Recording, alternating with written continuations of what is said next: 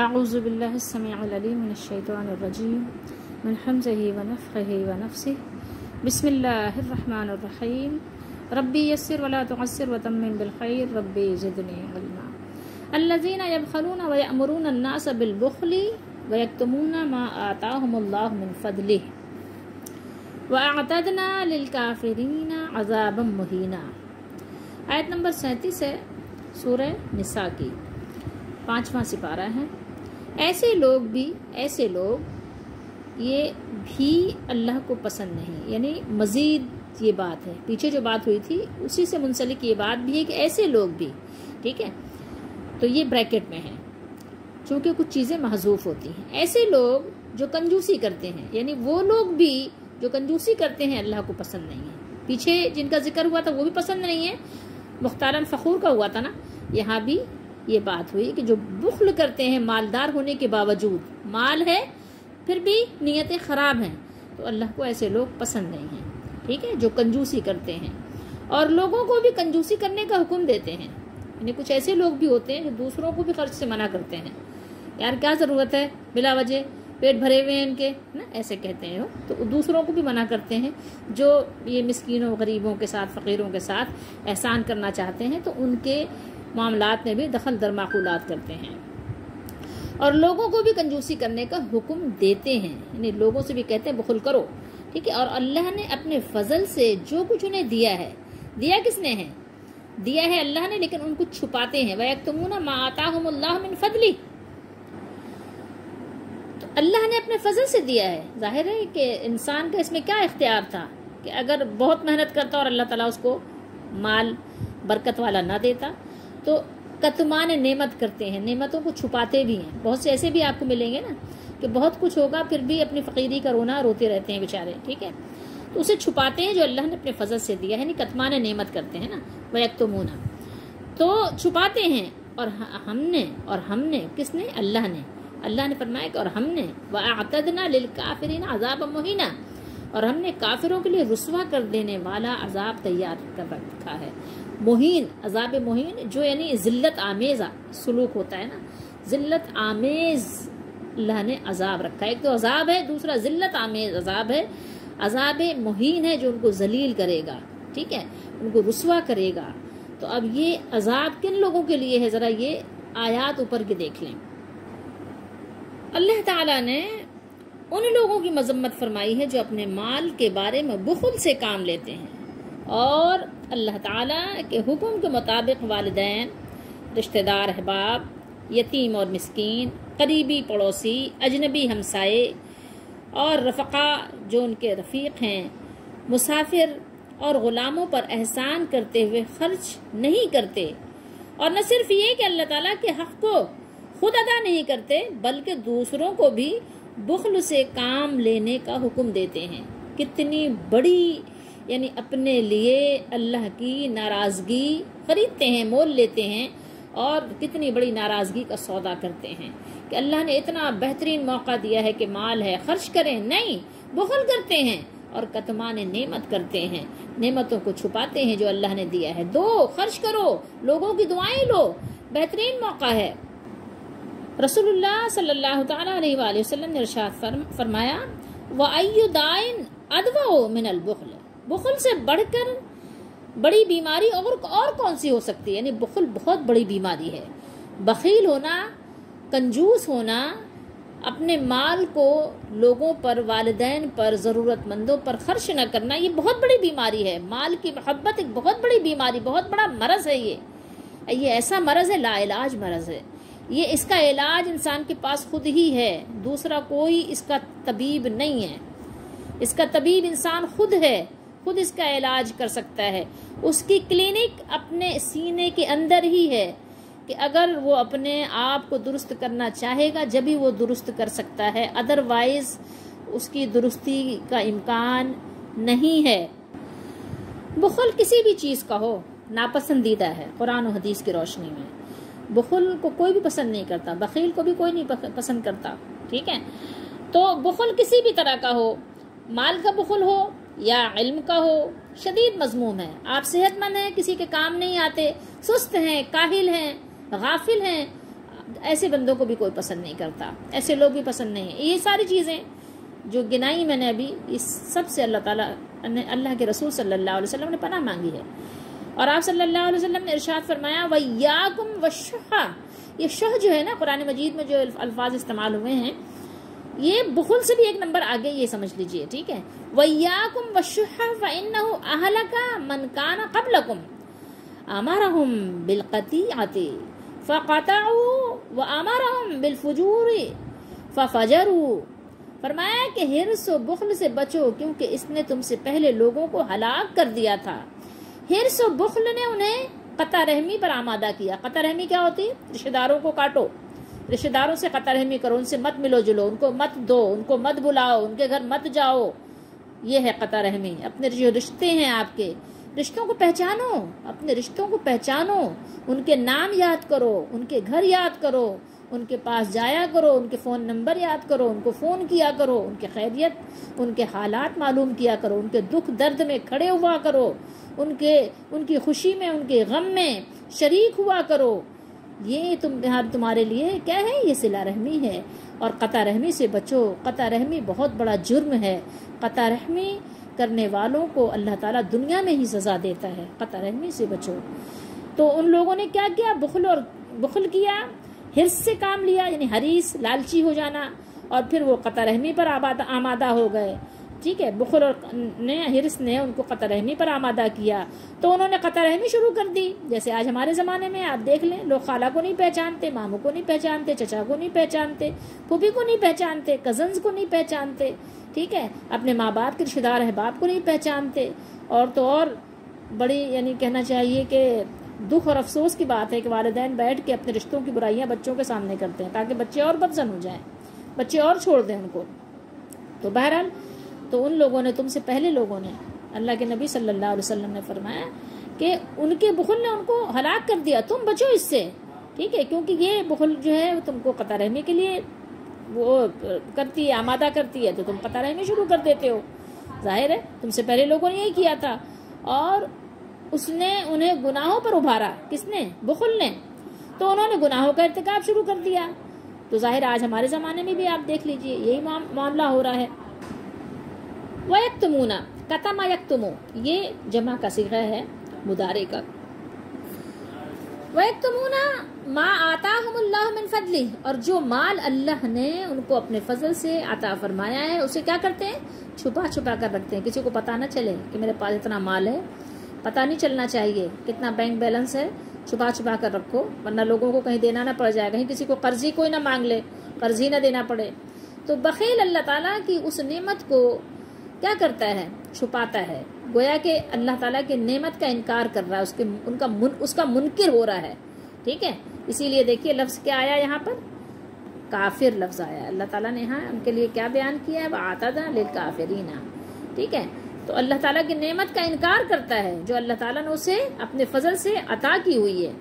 اللہ تعالیٰ کی نعمتوں کا اس کے کھانے پینے، لباس اور دیگر اخراجات سے اظہار نہیں ہوتا، جیسا کہ اللہ تعالیٰ نے فرمایا ہے ان الانسان لربہ لکنود وانہ علی ذلک لشہید، سورہ عادیات میں ہے نا، بے شک انسان اپنے رب کا احسان ناشناس یعنی ناشکرا ہے، احسان کے بدلے میں کیا کرتا ہے؟ ناشکری کرتا ہے، حل میں مزید کے چکر میں ناشکری کرتا ہے، اور چاہیے، یہ کم ہے، ابھی کم ہے، ابھی مزید چاہیے، فلاں کے پاس تو اس سے بھی زیادہ ہے، اور وہ اس پر خود گواہ بھی ہے، وَإِنَّهُ عَلَى ذَلِكَ لَشَهِيدٌ، اس کو خود پتہ ہے کہ وہ کتنے پانی میں ہے، اس کو خود اس بات کا اندازہ بھی ہے۔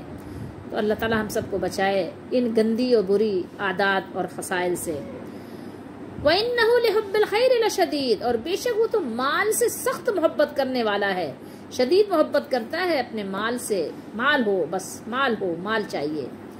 اور اللہ نے یہاں پر بیان فرمایا ہے وَيَكْتُمُونَ مَا آتَاهُمُ اللَّهُ مِنْ فَضْلِهِ، اور جو اللہ نے ان کو اپنے فضل سے عطا فرمایا ہے اسے چھپا چھپا کر رکھتے ہیں، ٹھیک ہے۔ تو اللہ تعالیٰ نے ان کو یہاں پر وعید سنائی وَأَعْتَدْنَا لِلْكَافِرِينَ عَذَابًا مُهِينًا، اور ہم نے ناشکروں کے لیے ذلت کا عذاب تیار کر رکھا ہے۔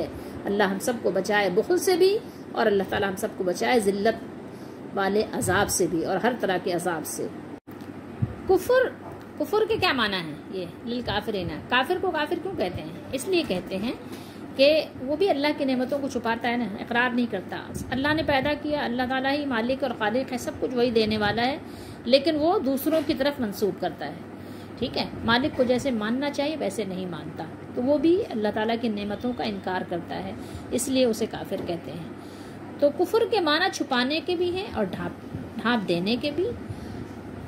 تو بخیل جو ہے وہ کیا کرتا ہے؟ بخیل بھی اللہ تعالیٰ کی نعمت کو چھپاتا ہے، اس پر پردہ ڈالتا ہے اور اس کا انکار کرتا ہے، تو وہ گویا اللہ تعالیٰ کی نعمت کے ساتھ کیا کر رہا ہے؟ کفر یعنی ناشکری کو بھی کفر کہتے ہیں، ٹھیک ہے، حدیث شریف میں بھی ہے۔ اچھا، جب اللہ نے نعمت دی ہے تو نعمت کا اظہار ہونا چاہیے، آپ لوگوں پہ خرچ کریں اپنے مال کو، والدین کے ساتھ احسان کریں، بہن بھائیوں کے ساتھ احسان کریں، لوگوں کے ساتھ جو اللہ کے بندے ہیں، اللہ کی مخلوق کے ساتھ احسان کریں، نظر آنا چاہیے کہ ہاں آپ صاحب ثروت ہیں، صاحب مال ہیں۔ جیسے عثمان غنی رضی اللہ تعالیٰ عنہ، کیا تھا ان کے پاس؟ مال تھا، سب کو پتا تھا، تو ان کا نام کیا پڑ گیا؟ غنی پڑ گیا، عثمان غنی، ٹھیک ہے۔ اور کس نے یہ ان کو لقب دیا؟ اللہ کے نبی نے دیا۔ کیوں دیا؟ اللہ کی طرف سے دیا، وہ غنی ہو گئے۔ کیوں؟ اس لیے کہ وہ دل کے بہت غنی تھے، جو بھی مال آتا اللہ کی راہ میں، اللہ کی راہ میں، یہ لو، اللہ کی راہ میں، اللہ کی راہ میں بانٹ دو۔ اب اگر ان کی بھی بات کی جائے نا تو کتابوں کی کتابیں بھر جائیں ان کی سخاوت پر، تھوڑی دیر میں ان کی باتیں یعنی مکمل کمپلیٹ نہیں ہو سکتی۔ یہ جو ہے اتنے سخی تھے، وہ نظر آتا تھا۔ جب اللہ تعالیٰ مال دے تو نظر آنا چاہیے کہ ہاں آپ صاحب مال ہیں، اللہ آپ کو برکت دے گا۔ بلا وجہ کیا کریں؟ مختالاً فخورہ کی طرح نہ کریں کہ اتراتے پھر رہے ہیں، ڈینگے مار رہے ہیں، اپنی ضرورت ہے تو تھوڑے کی وجہ سے بہت سارا خرچ کر ڈالا آپ نے، ضرورت تھوڑے کی تھی لیکن بے شمار آپ خرچ کر رہے ہیں، دکھاوا کر رہے ہیں، لوگوں کی دل آزاری ہو رہی ہے کہ میرے پاس، کاش میرے پاس بھی ہوتا تھا، اپنی ضرورت ہی پوری کر لیتے ہیں، یہ تو دیکھو اتنے عیش و تعیش میں لیوش اسٹائل اس کا چل رہا ہے، ہمارے پاس تو ضرورت بھی پوری کرنے کو نہیں ہے۔ تو اس طرح پھر کیا ہے، آپ کو نظر بھی لگتی ہے، آپ کے حاسد بھی پیدا ہو جاتے ہیں۔ تو اس طور پر تو ٹھیک ہے کہ آپ اس طرح حرکتیں نہ کریں کہ لوگ آپ کے سے حسد کرنے لگ جائیں، کیونکہ صاحب نعمت سے حسد بھی کیا جاتا ہے، تو ایسا نہ کریں، لیکن لوگوں پر اپنا مال خرچ کریں، اللہ کا شکر کریں کہ اللہ تعالیٰ نے دیا ہے، لو ٹھیک ہے، کسی قرض دار کا قرض ادا کر دیں، کسی ضرورت مند کو اس کے وقت پر اس کو دیں، اس کو مال دیں، اور اس کو آپ یہ نہ سمجھیں کہ یہ کوئی اللہ کی رضا کا ضامن ہے، مال ہمارے پاس جو آ گیا ہے۔ تو یہ ہے کہ مال کو چھپائیں نہیں۔ سنن ابی داؤد شریف میں حدیث شریف ہے، اللہ کے نبی صلی اللہ علیہ وآلہ وسلم نے ارشاد فرمایا، ان اللہ اذا انعم علی عبد نعمتا احب ان یرا آثار نعمتہ علیہ، یقیناً اللہ تعالیٰ جب کسی بندے کو نعمت سے نوازے تو وہ اس بات کو پسند فرماتا ہے کہ اس بندے پر اپنے نعمت کے اثر کو دیکھے، نظر آنا چاہیے۔ کیسے نظر آنا چاہیے؟ کیا آپ کو برانڈڈ سوٹ پہن کر نظر آنا چاہیے، یا اپنے گھروں کے در و دیوار کو سجا کر اور پردے بہترین ڈال کر اور بہترین قسم کے ڈیکوریشن کے ساتھ؟ اس طرح نہیں، بلکہ یہ کہ آپ کیا کریں، صاف ستھرے رہیں اور لوگوں میں اپنے مال کو تقسیم کریں، اللہ کی راہ میں دیں، نظر آئے کہ آپ زکوٰۃ عطا کرتے ہیں، آپ صدقات کرتے ہیں، غریبوں کے کام آتے ہیں، کیونکہ یہ ایسی چیزیں چھپتی نہیں ہیں، لوگ خود آپ کو جو ہے کیا کریں گے، دعاؤں میں یاد رکھیں گے۔ ورنہ کیا ہوگا؟ ورنہ یہ ہوگا کہ لوگ آپ کو اپنی بد دعاؤں میں یاد رکھیں گے، آپ کو ظاہر ہے کچھ نہ کچھ پیچھے برا ہی کہیں گے، اور کوسنے دیتے ہیں جیسے لوگ نا کوسنے دیں گے، اور ظاہر ہے کہ آپ نے دیکھ لیا کہ اللہ کے دیے ہوئے مال کو بھی جو لوگ اہل ضرورت سے پوشیدہ رکھنے کی کوشش کرتے ہیں تو اللہ تعالیٰ بھی ان کی مذمت فرما رہا ہے، ٹھیک ہے۔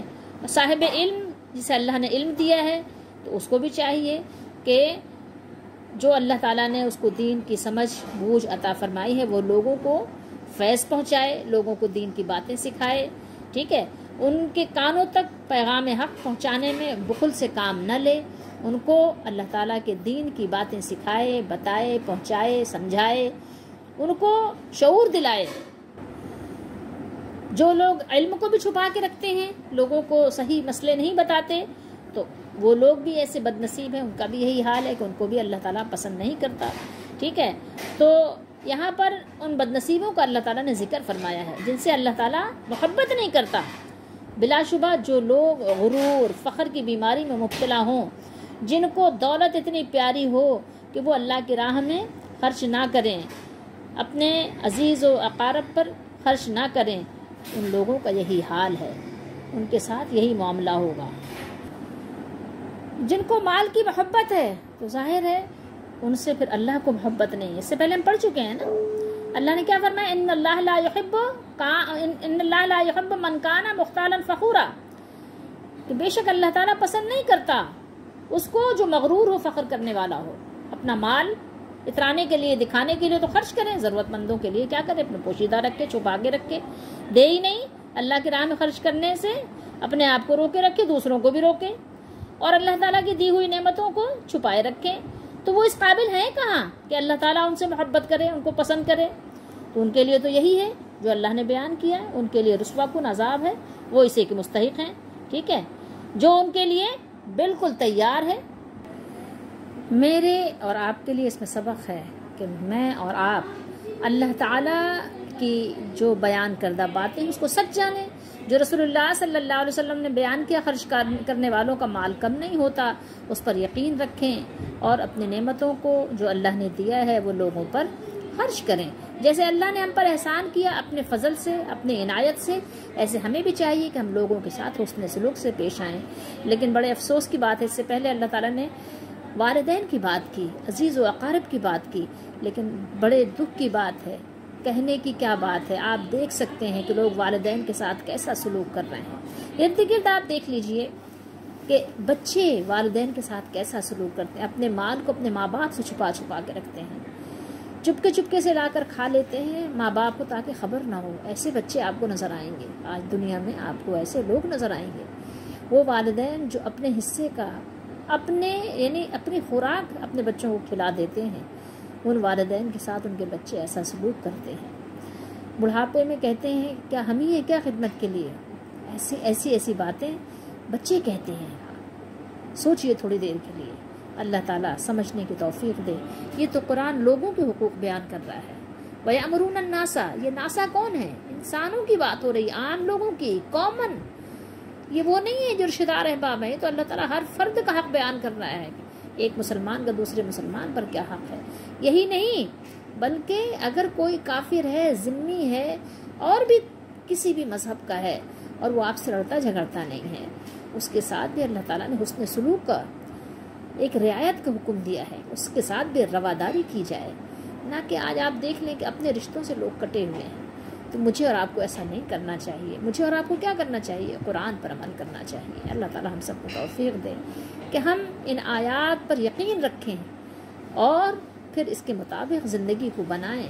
جن چیزوں کو اللہ ناپسند کرتا ہے اس کو اپنی زندگی سے نکال دیں، دور کر دیں، اور جن چیزوں کو اللہ پسند کرتا ہے اس کو اپنی زندگی پر نافذ کریں، اس کو اپنے عمل میں لے کر آئیں، تاکہ آخرت میں اللہ کی رضا کے مستحق ہوں، اور دنیا میں بھی ہر طرح کی رسوائی سے، ذلت سے، اور رزق کی تنگی سے، اور مختلف طرح کی پریشانیوں سے اللہ تعالی ہم سب کی حفاظت فرمائے۔ اللہ ہم سب کا حامی و ناصر ہو، اور اللہ تعالی ہماری دستگیری فرمائے، ہماری مدد فرمائے، آمین۔